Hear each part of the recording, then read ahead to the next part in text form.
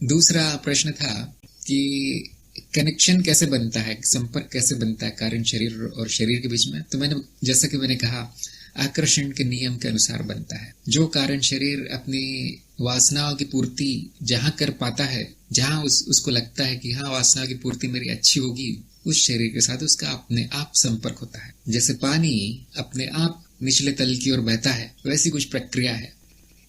क्योंकि सभी कुछ एक जगह है, यहाँ पे कोई स्थान नहीं है, कोई समय नहीं है, कोई दीवारें नहीं है, सब नाद है। तो ये मानना भी कि यहाँ से वहां कैसे संपर्क हो रहा होगा, वो कारण शरीर तो आसमान में है और ये यहाँ जमीन पे है, ये सब मान्यताएं हैं। सब कुछ यही है। सारे कारण शरीर आप पर प्रभाव डाल रहे हैं इस समय। इस संपूर्ण विश्व चित्त का प्रभाव पड़ रहा है इस समय, और मनुष्य पर ही नहीं, हर कण पर, हर पत्ती पर, हर पत्थर पर संपूर्ण विश्व चित्त का प्रभाव इस समय है।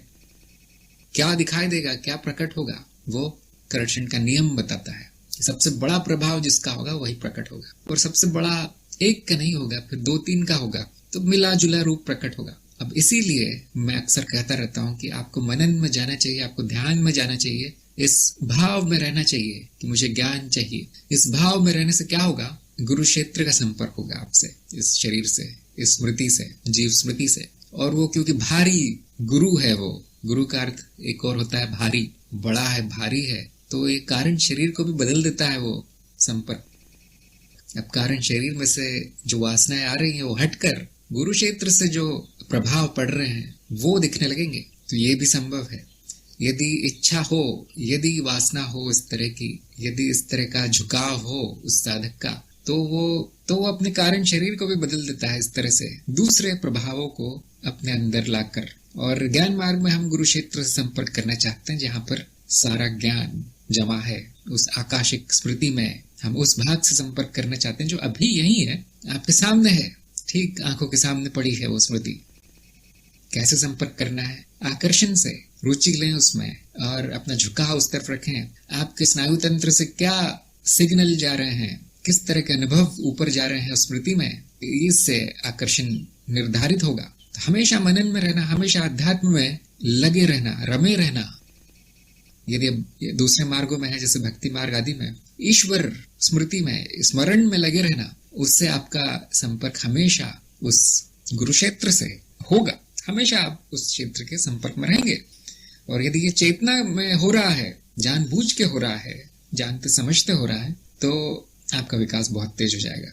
फिर ये कारण शरीर जो कि वृत्ति की तरह है, यानी कि बार बार वही चलता है उसमें, इससे वो घेरा जो है, वो वृत्त टूट जाता है और कुछ नया होने की संभावना आ जाती है। जिस संगीतकार है वो हमेशा संगीत में डूबा रहता है, उसका उस आकाशिक स्मृति से संपर्क हमेशा रहता है जहां पर संगीत की कला है। तो इस तरह से उसके संगीत में निखार आता है, इस तरह से उसकी नई नई रचनाएं होती हैं। और वो संगीतकार स्वयं कहेगा कि ये रचना मेरी नहीं है, मुझे तो बस सुनाई देता है ये संगीत, और बाद में मेरा काम इतना है कि उसको मूर्त रूप दे दूं, उसको आकार दे दूं, बस उसको एक भौतिक रचना बना दूं। इतना ही वो कर सकता है। वाद्य लेके उसको बजा सकता है और गायक को बुला के वो गवा सकता है।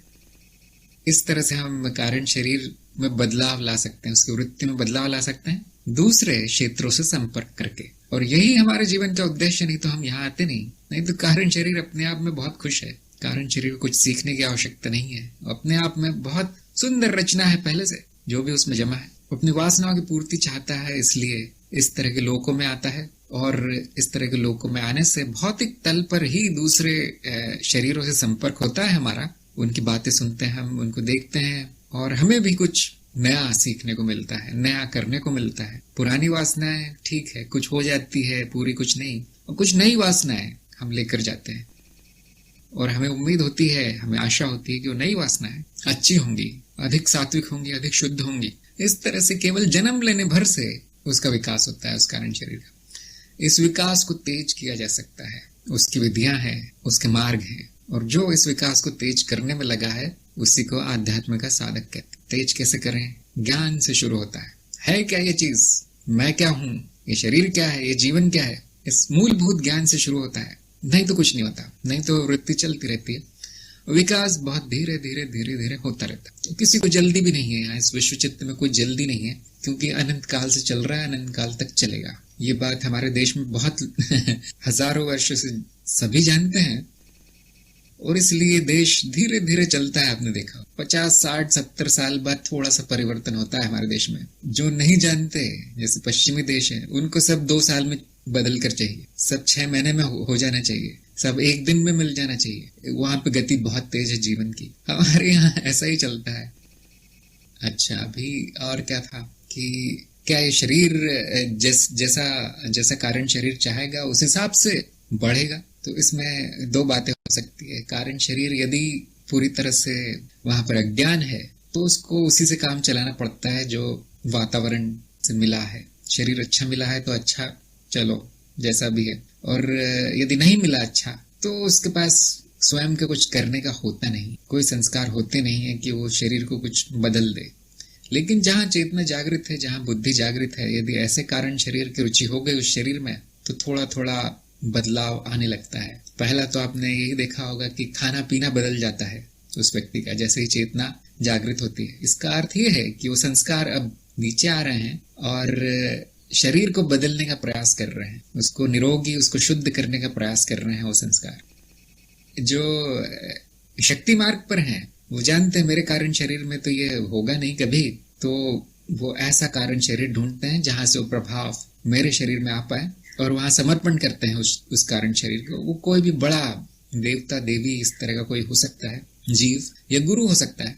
जैसे ज्ञान मार्ग में गुरु क्षेत्र है, वहां हम समर्पण करते हैं, वहां से जो प्रभाव आ रहे हैं हम उसको आत्मसात करते हैं। उसी तरह से आप किसी इष्ट को या फिर शक्ति को समर्पित कर सकते हैं, और वो शक्ति फिर चलाती है उस शरीर को, वो शक्ति उसमें बदलाव लाती है।